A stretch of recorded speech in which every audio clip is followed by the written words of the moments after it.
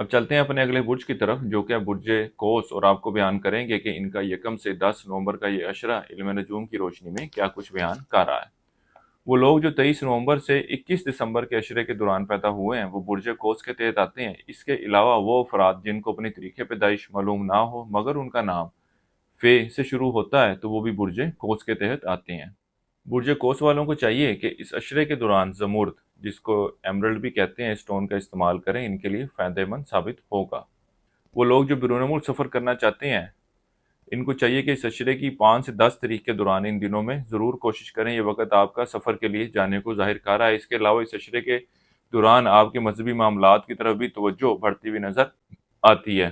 ملوث پیشہ افراد کے لیے ان کے دشمن، ان کے مخالف جو ہیں وہ کھل کر سامنے آتے ہوئے نظر آتے ہیں۔ پچھلے کچھ عرصے سے جو وہ چھپ کر وار کر رہے تھے اور ان کے خلاف سازشیں کر رہے تھے، اب اس عشرے کے دوران ان کا چہرہ جو ہے آپ کے سامنے عیاں ہوتا ہوا نظر آتا ہے۔ لیکن اس صورتحال کے پیش نظر آپ ان معاملات کو اپنے دماغ پر، اپنے ذہن پر حاوی کرتے ہوئے نظر آتے ہیں۔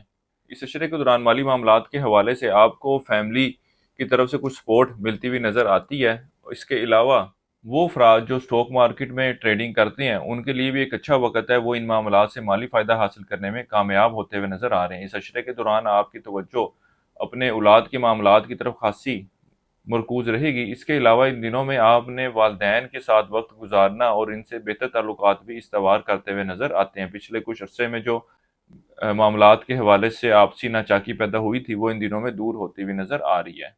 وہ لوگ جو کاروبار کے پیشے سے وابستہ ہیں وہ ان دنوں میں کوششیں تو کریں گے، لیکن ان کاروباری معاملات کو بہتر کرنے کے حوالے سے ان کو کوئی سمجھ بوجھ آتی ہوئی نظر نہیں آ رہے۔ ان کی اگر کوششیں کرتے بھی ہیں تو وہ ساری رائے گاہ جاتی ہوئی نظر آئیں گی، اور یہ ان معاملات کو اپنے ذہن پر، اپنے دماغ پر حاوی کرتے ہوئے نظر آ رہے ہیں، جس کی وجہ سے یہ کچھ ذہنی طور پر ڈسٹرب بھی رہیں گے۔ اس عشرے کے آخری ایام آپ کے اندرون سفر کے لیے جانے کو ظاہر کر رہا ہے۔ وہ افراد جو قانونی معاملات یا قانونی مسائل کا شکار ہیں، اس عشرے کے دوران ان معاملات کے حوالے سے مثبت پیش رفت ہوتی نظر آ رہی ہے، اور اس بات کے بھی امکانات ہیں کہ فیصلہ آپ کے حق میں ہو جائے۔ اس عشرے کے دوران آپ کی توجہ تعلیم کی طرف خاصی مرکوز رہے گی، اور کتابیں پڑھنے اور اپنی تعلیم سے ہٹ کر بھی کچھ نیا سیکھنے کرنے کی طرف بھی آپ توجہ دیتے ہیں۔ وہ لوگ جو تعلیم کے سلسلے میں بیرون ملک جانا چاہتے ہیں ان کو بھی چاہیے کہ اس عشرے کے درمیانی اور آخری ایام میں ضرور کوشش کریں۔ اللہ کے فضل و کرم سے بہتر رہنمائی ملتی اور بہتر نتائج کا حصول ممکن ہے۔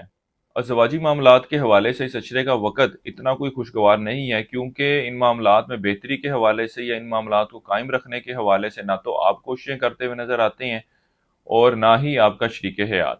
دونوں کی طرف سے ان معاملات کو قائم، اس رشتے کو قائم رکھنے کے حوالے سے کوئی کوششیں ہوتی ہوئی نظر نہیں آ رہی۔ اس عرصے کے لیے ایک وظیفہ آپ کو بتا رہا ہوں، یا اللہ یا حیو یا قیوم، ایک تسبیح آپ نے اسی کرنی ہے روزانہ عشاء کی نماز کے بعد، اور اللہ تعالیٰ سے دعا کریں کہ اللہ تعالیٰ آپ کے معاملات میں بہتری فرمائے۔ اس کے علاوہ حسب توفیق دال چنے کا صدقہ کرتے رہیں۔